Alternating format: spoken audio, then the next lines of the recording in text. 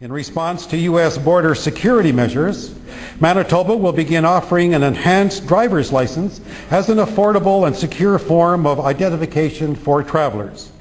The new license will be available in the fall of 2008. Manitoba is also taking a major role in the development of a mid-continent trade corridor, connecting our northern port of Churchill with trade markets throughout the central U.S. and Mexico. To advance the concept, an alliance has been built with business leaders and state and city governments spanning the entire length of the corridor. When fully developed, the trade route will incorporate an inland port in Winnipeg with pre-clearance for international shipping.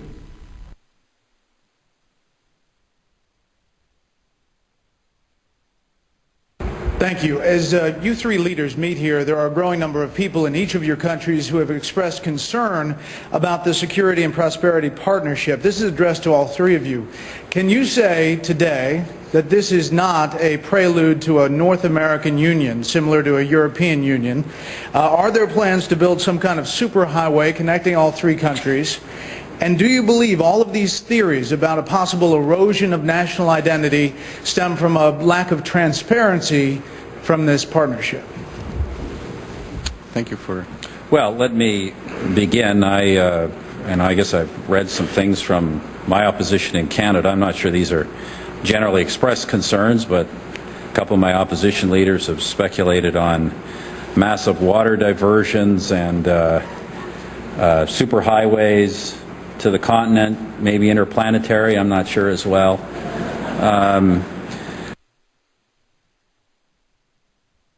And I'm amused by some of the speculation, some of the old, you call them political scare tactics. If you've been in politics as long as I am, you get used to that kind of technique, where you lay out a conspiracy and then force people to try to prove it doesn't exist. And that's just the way some people operate. And so I appreciate that question. I'm amused by the difference between what actually takes place in the meetings and what some were trying to say takes place. It's quite comical, actually, when you realize the difference between reality and what some people are talking on TV about. Manitoba is also taking a major role in the development of a mid-continent trade corridor. Maybe interplanetary, I'm not sure. Connecting our northern port of Churchill with trade markets throughout the central U.S. and Mexico. Speculation. An alliance has been built with business leaders and state and city governments spanning the entire length of the corridor. Conspiracy. When fully developed, the trade route will incorporate an inland port in Winnipeg with pre-clearance for international shipping.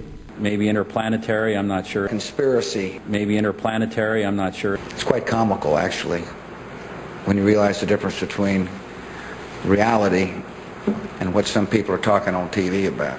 Reality, and what some people are talking on TV about.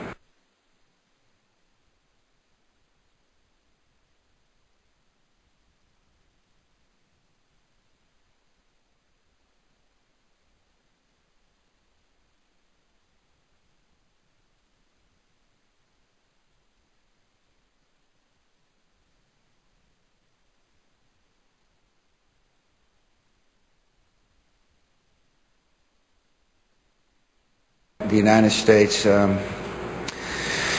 a force for good.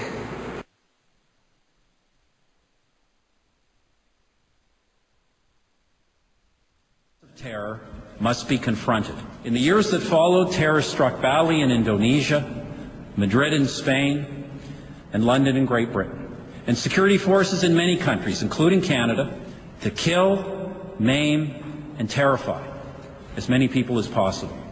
Not in the name of any idealistic cause, but because of an ideology of hatred. Lives that were cut short, deliberately so. And that is why the countries of the United Nations, with unprecedented unity and determination, to kill, maim, and terrify as many people as possible. Not in the name of any idealistic cause, but because of an ideology of hatred. So they have a really delicate balance to walk between keeping us relatively fearful, but not so fearful that we stop what we're doing and really examine how it is that they've been waging. There are a lot of people who lie and get away with it. And that we will in fact find weapons or evidence of weapons programs that are conclusive. I don't think we'll discover anything myself. It appears that there were not weapons of mass destruction there. You said you knew where they were. I did not. We know where they are. They're in the area around Tikrit and Baghdad and east, west, south, and north. Well, first of all, I haven't lied. There are a lot of people who lie and get away with it. Talking about lies and your allegation that there was bulletproof evidence of ties between Al-Qaeda and Iraq. Was that a lie? Intelligence gathered by this and other governments leaves no doubt that the Iraqi regime continues to possess and conceal some of the most lethal weapons ever devised. Our people are going to find out the truth, and the truth will say that this intelligence is good intelligence, no doubt in my mind. I don't know anybody that I can think of who has contended that the Iraqis had nuclear weapons. And we believe he has in fact reconstituted nuclear weapons. Saddam Hussein is determined to get his hands on a nuclear bomb. We cannot wait for the final proof. He's got him. He's got him. The smoking gun. He's got him. That could come in the form of a mushroom cloud. Colin Powell didn't lie. My colleagues, every statement I make today is backed up by sources, solid sources. These are not assertions. What we're giving you are facts and conclusions based on solid intelligence. He has not developed any significant capability with respect to weapons of mass destruction. He is unable to project conventional power against his neighbors. Our people are going to find out the truth. I have not suggested there's a connection between Iraq and 9/11. You have said in the past that it was, quote, pretty well confirmed. No, I never said that. Okay. I never think said that is... That's absolutely not. What I said was, it's been pretty well confirmed that he did go to Prague and he did meet with a senior official of the Iraqi intelligence service. Saddam Hussein aids and protects terrorists, including members of Al-Qaeda. Secretly and without fingerprints, he could provide one of his hidden weapons to terrorists or help them develop their own. What did Iraq have to do with what? The attack on the World Trade Center. Nothing. He said there were three main reasons for going to war in Iraq. Weapons of mass destruction. Saddam Hussein has gone to elaborate lengths, spent enormous sums, taken great risks to build and keep weapons of mass destruction. The claim that Iraq was sponsoring terrorists would have attacked us on 9/11. Before September the 11th, many in the world believed that Saddam Hussein could be contained.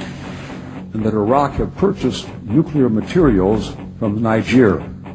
The regime is seeking a nuclear bomb. All three of those turned out to be false. First, just if I might correct a misperception, I don't think we ever said, at least I know I didn't say, that there was a direct connection between September the 11th and Saddam Hussein. Who does the president think he's effing kidding? Of course, it was information that was mistaken. There are a lot of people who lie and get away with it. Those weapons of mass destruction got to be somewhere.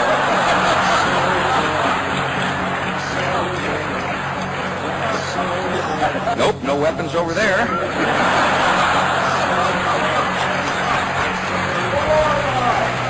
Kill lie! Stop the lie! Stop the lie!